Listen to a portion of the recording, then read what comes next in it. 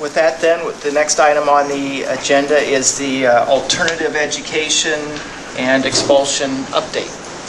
Evening. Good evening. This evening, we're going to talk about 3 programs. The first 2, I have with me Mandy Hoffman, Donna Bouch, and Michelle Blum. They're going to talk about the Mark Street Academy and the Excel program. And then after they're done, I'll also give an update, the annual update on our expulsion situations. But before I turn it over, because they have a lot of data they want to share with you, I was reflecting as we were pulling this together about 2 years ago, we went down to the state's conference on Every Child to Graduate and presented some of the things that we do in Toma. And it was at that time that we realized really how progressive our alternative education programs truly are. Since that time, we've had 11 districts, Milwaukee being one of them, all the way to some of our Cooley Regions districts, visit us and see how we do business here so that they can replicate what we do in their districts. Again, just something to think about as we talk about some of the real positive data that we're about to share. So with any questions, I'm going to turn it over to our staff. You're up. Hey, good evening. Good evening. We're really excited to be here tonight to share with you our end of the year report for our alternative education programs. We just finished our 8th year, which is really exciting. To date, we've graduated 308 students total out of our alternative education programs. And this year, we have a lot of interesting findings to share with you. We've seen probably our biggest success this year to date. We have the highest test scores we've ever had. We have the highest graduation rate and the highest overall success rate this year. But it's unique in that we've also faced some of our biggest challenges. And because we've been recording data going back 8 years, we've been able to kind of track and look at the trends that we're seeing. And it's really interesting, some of the findings that we've had.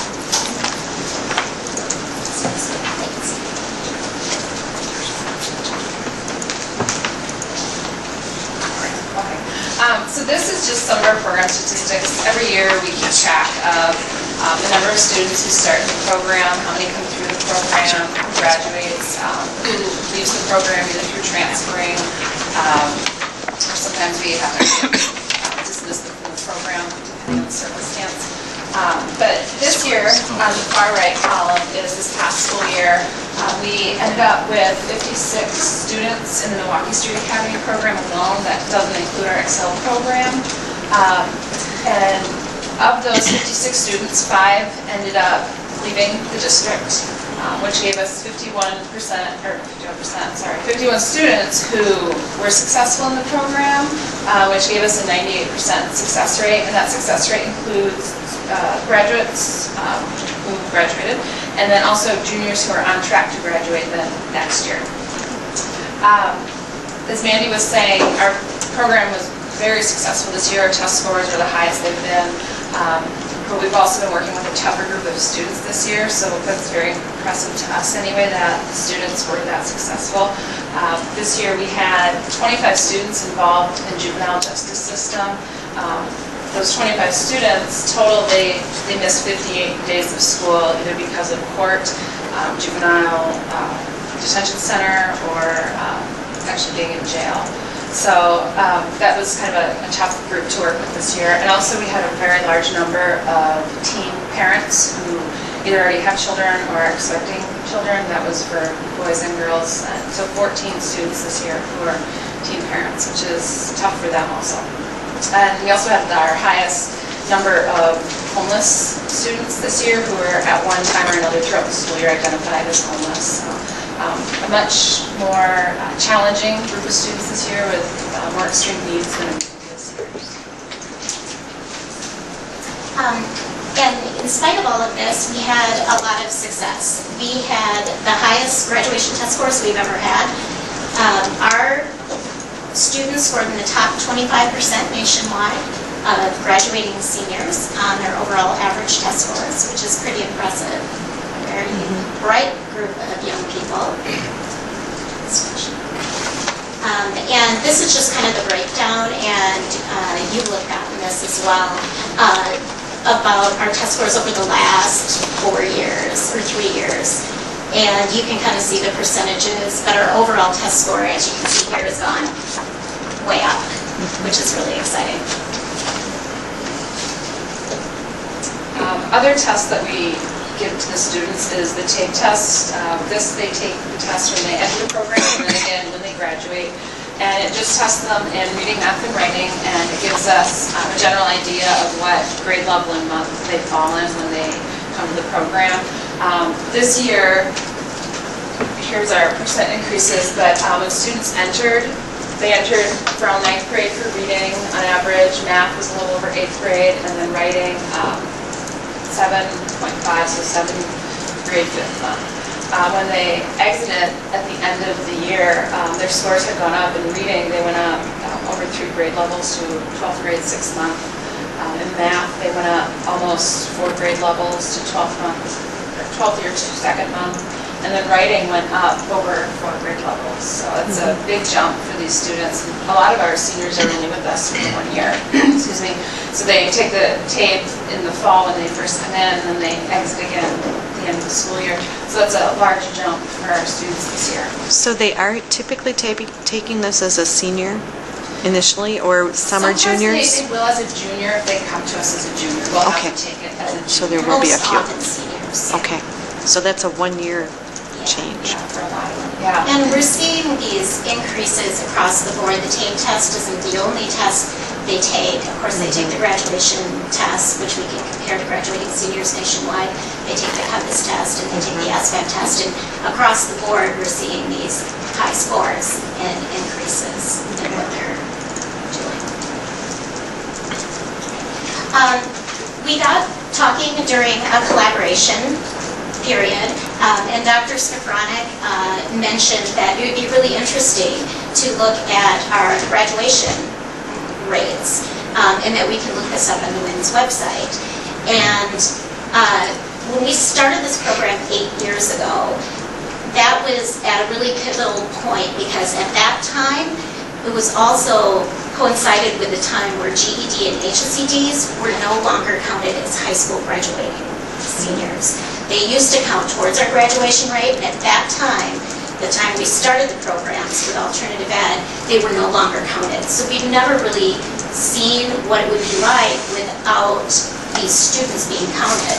And so, because we've kept track of all of this for the last 8 years, we've been able to go back the last 3 years and take out our 4-year cohorts, our 5-year and 6-year, and figure out what would our graduation rate be if we didn't have these alternative programs in place. And we don't have to look at this past school year, the 12-13 school year, but we went back all the way back to 2009, 2010, and so they have a graduation rate for high school students, and we figured, if we didn't have alternative education, and now the GEDs and HSCDs don't count towards the graduation rate, what graduation rate might have fallen to without an alternative program for students. And granted, some of the students who come through our programs may have actually made 4-year cohort at the high school, but probably very few would have. They would have been 5th or 6th year cohorts.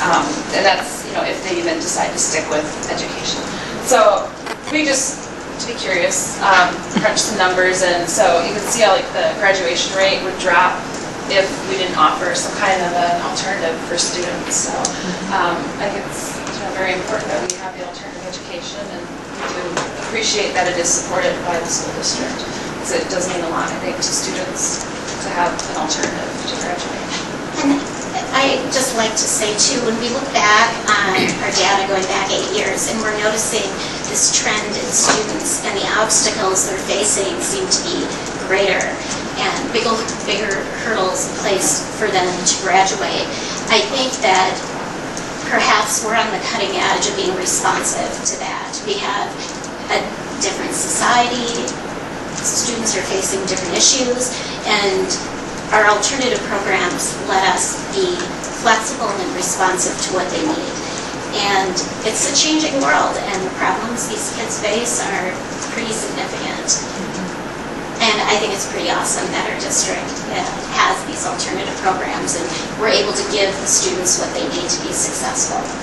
And just to note, this year, between the Excel program and the Milwaukee Street Academy program, we had 46 high school graduates. That's really good. I'll just step in briefly. So if you don't know, the difference between the MSA program and the Excel program is really based off of where the students are with their reading level when they come in. So the MSA students are reading pretty close to their grade level in eighth grade. They take the GED and they take the GED test. The students I receive, the Excel students, do not take the GED tests. They are the lower grade levels. They do more of a competency-based program. So they have 55 competencies that they have to meet the requirements for instead of doing the GED, HSED testing. So in my program, I had 23 students that I served over this school year. We had 11 students graduate. 7 juniors will be returning. I have 2 seniors returning, 3 transferred, and 1 dropped out. So that gave the Excel program a 95% success rate, similar to the MSA. Excel also had growth in the reading, math, and writing tape tests. The reading growth rate was about 2.4 grade levels. Math was 2.8, and writing was 3.7. The writing increase was actually a 132% increase from where the group came in at about 2.8 and left at 6.5. So they are a much lower grade level, but they still show significant growth. And one of the excellent things about the Excel program this past year was our involvement with the backpack program that the school district offered. So the Excel students, with some help from MSA, were the ones that packed all the bags and unloaded the truck and loaded the truck. And so we packed over 600 bags for kids in the school district each month as part of the community service element of the program. So, and I think that's really important for the school district too, and for these students to be involved in the community, because school might not have been the best for them, and then they kind of connect the community and the school. So I think that's a really great thing about the program too. I just want to, real quick in closing, we handed out yearbooks which combine the Milwaukee Street and Excel programs, and in the yearbook, just to draw your attention, Taylor Mensch, who was one of our students, wrote just an amazing essay about her little boy. So if you get a chance to look hers up, it gives you a glimpse of some of the obstacles our students face and why it's so important that we're able to give them something else. I think it's real eye-opening if you read hers. Any questions? I was just going to add to, the success of the students here at the Robert Cooper Learning Center is phenomenal. And I wrote in the Toma Journal, my last school bell, about the Gallup poll. And one of the interesting findings from that is the students here this school had one of the highest rates of hope of any school in the nation. And I think that speaks volumes about the care, the compassion, the assistance that those students are receiving at a time in their life where you would almost think they would be hopeless and full of despair because they're not in the traditional school anymore, they're here.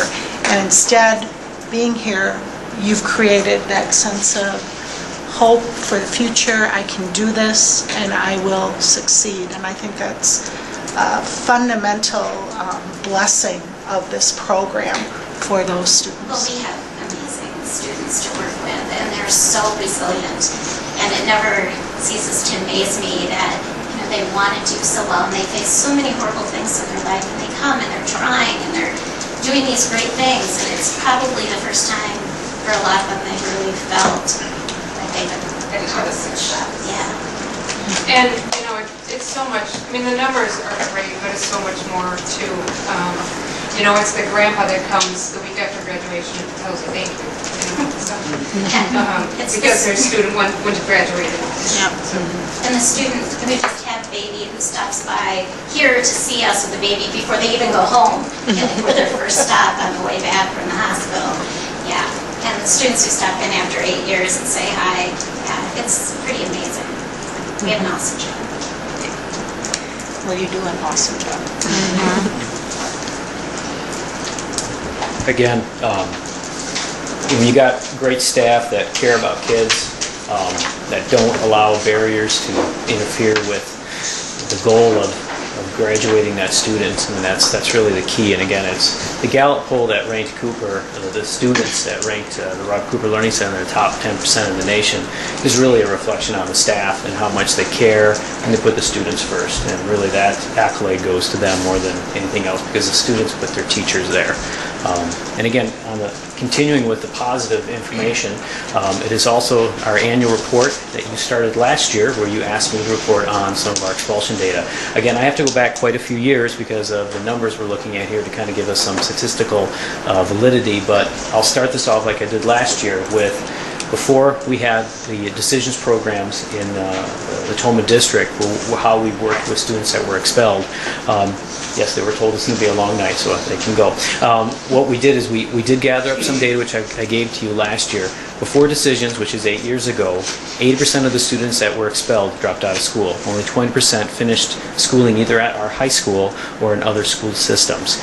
In the last 8 years, we have 91% of our students have graduated or are attending school in Toma or other districts. So there's kind of the difference. There's a big swing there. Again, the data that we're getting is, we're beating about 5 expulsions per year on average. Okay, so don't count them up on your fingers all of a sudden and say, well, we're low or we're high. Again, that's an 8-year running average. We range from 3 to 7 a year. It just depends on the events. 70% of your expulsions are dealing with drugs, illegal drugs, and weapons on school premise. And again, 80% are high school age, and unfortunately 20% are middle school age. And that's a recent trend in the last few years that we started to deal with, which we didn't deal with 5, 6, 7, or 8 years ago. The main point here is you have programs in place that are doing their part to help kids, which together, all of us working together, help all kids. A lot of positive data here. Do you have any questions about our expulsion data or about what happens with MSA and the Excel program? I just have a comment, Paul. The fact that we should be, as board members and the community should be extremely proud of what you people have done. The staff, they came up and talked. Goes to the staff. Yeah, they showed me a lot of fire in what they believe in. I can see why we're rated that high, because you have the people that care about kids in Toma, and that's not only Toma. That should be the way it is around the nation. So, thank you. Happy with you and your staff. Goes to the staff. I just agree with Gary, and also I want to just acknowledge Donna and Mandy. They work together like bread and butter. I've had the opportunity to spend some time with them, and we're very lucky and grateful and thankful. So thank you very much. The last thing is a shameless plug. For those of you that are looking at your district email when you get an announcement and you can break away from the work, please come to a portfolio showing. It will, if you ever wanted to go and have a positive experience and feel good about the future in society, that is your chance. And for those of you that have been there, you know what I'm talking about. So, thank you. Have a good night. Thank you, and I will echo that. I've been to several of those portfolio presentations. Anyone that can find a way to get to those, they're not only very moving, they're very interesting just to see what kids are doing, to what they're overcoming, and then all the tests they have to take and putting their portfolios together. And the one thing that you constantly hear is they say, if not for Donna, Mandy, Dr. Skafronic, they'd be gone. School would be over. They would be nowhere. And as part of their presentations, they all give you guys credit for giving them an opportunity to succeed. And so it's an amazing operation that you've got here. And we're very lucky. Yeah, I have to echo that too. I've gone to those two, and it's been wonderful. Bring your Kleenexes, because you need them. Well, yes, do bring some tissues. Yeah. So it's been great. Thanks for all the hard work. Thank you.